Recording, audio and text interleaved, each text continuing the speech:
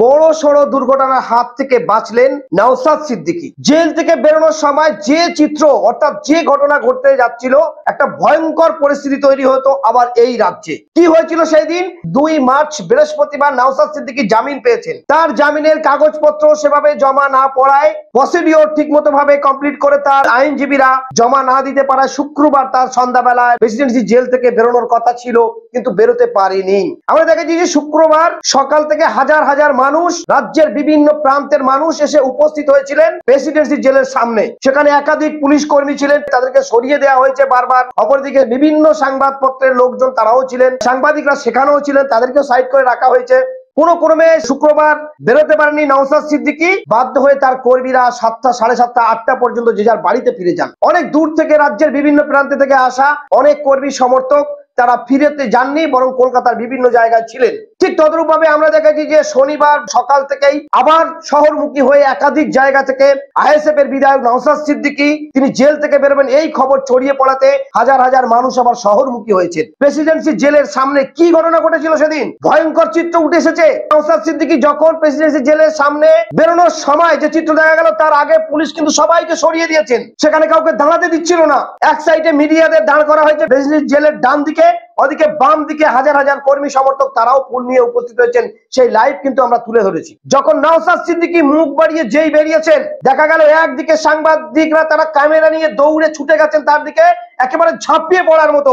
অপরদিকে নওশাদ সিদ্দিকী সে বেরিয়ে আসার চেষ্টা করছেন। এই যে ঠেলাঠেলির মাঝখানে যে চিত্র ঘটলো, যে ভয়ঙ্কর পরিস্থিতি ঘটে গেল, হয়তো অনেকের মনে সেটা মনে নেই, কারণ আবেগ আনন্দে তাদের নেতা বাড়ি ফিরছেন, তাই তারা ঠেলাঠেলি করে একদিকে যখন মানুষ ঠেলে আসছেন, অপরদিকে রিপোর্টাররাও সেই বিপরীতমুখী ঠেলাঠেলি শুরু করছেন।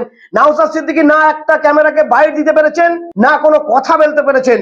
এতটাই চাপাচাপি সৃষ্টি হয়েছে, সেখানে কিন্তু একাধিক দুষ্কৃতী বলা যায় এবং একাধিক অসামাজিক মানুষ সেখানে ঢুকে গেছে। যাওয়ার পরে যেটা ঘটেছে, বহু মানুষের মোবাইল সেখান থেকে পকেটমারি হয়েছে, বহু মানুষের মানিব্যাগ পকেটমারি হয়েছে এবং বহু মানুষের পকেট থেকে টাকা তুলে নিয়েছে। তাহলে প্রেসিডেন্সি জেলের সামনে নওশাদ সিদ্দিকী যখন বেরিয়েছেন, যখন পুলিশ ওখানে ব্যারিকেড করে সরিয়ে দিচ্ছিলেন, যখনই সাংবাদিকরা ছুটে গেলেন তার মুখের কথা শুনতে, অপরদিকে তার কর্মী সমর্থকরা সেখানে কিন্তু এই ভিআইপি ব্যক্তি অর্থাৎ আইএসএফ এর একমাত্র বিধায়ক বারবার বিভিন্ন জায়গায় আমরা দেখেছি, যখন তার বিভিন্ন কোর্টে তোলা হয়েছে, হাজার হাজার মানুষ সেখানে উপস্থিত হয়েছেন, কারণ সেখানে তার দেখার জন্য।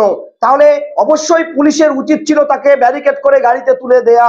জেল থেকে যখনই তিনি বেরোলেন, পুলিশ ওখান থেকে কোথায় সরে গেলেন কিছু দেখা গেল না। মানুষের ঠেলাঠেলি শুরু হলো, যেখানে 20 সেকেন্ড লাগে আইএসএফ এর বিধায়ক নওশাদ সিদ্দিকীর গাড়ি যেখানে আছে সেখানে তার গাড়িতে উঠতে, কিন্তু সেই জায়গায় পৌঁছাতে প্রায় 5.5 মিনিট অর্থাৎ 5 মিনিট 35 সেকেন্ড মতো সময় লেগে গেল। এর মধ্যে যে ভয়ঙ্কর চিত্র, একটা বড় সড় দুর্ঘটনাও ঘটে যেতে পারত।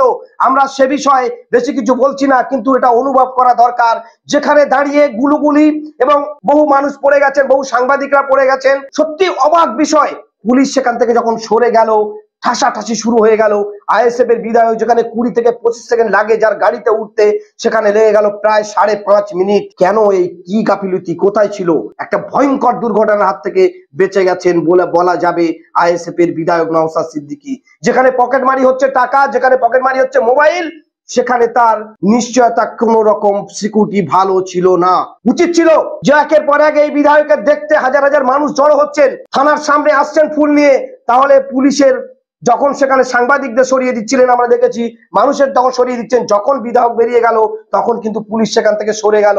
এর থেকে বোঝা যায় যে অবশ্যই যদি তারা এই সিকিউরিটিটা না করতো, তাহলে যদি সেখানে দাঁড়িয়ে থাকতো, তাকে যদি সুন্দরভাবে গাড়িতে তুলে দিত, তাহলে এত মানুষের মোবাইল পকেটমারি হতো না, টাকাও পকেটমারি হতো না। প্রেসিডেন্সি জেল থেকে শনিবার সকালে বেরোনোর পরে ইডেন গার্ডেনের মাঠের পাশ থেকে সোজা তার ফুরফুরা শরীফ বাড়ি যাওয়া পর্যন্ত হাজার হাজার মানুষ রাস্তায় দাঁড়িয়েছিলেন।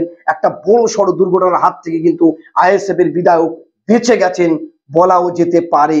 যেখানে পকেটমারি হয়, যেখান থেকে টাকা ছিনতাই হয়, যেখান থেকে মোবাইল চুরি যায়, সেখানে যদি এই ঘটনা আরো দুর্ঘটনা আরো বড় ঘটে যেতে পারতো, তাকে কিন্তু সুন্দরভাবে গাড়িতে তুলে দেয়া দরকার ছিল।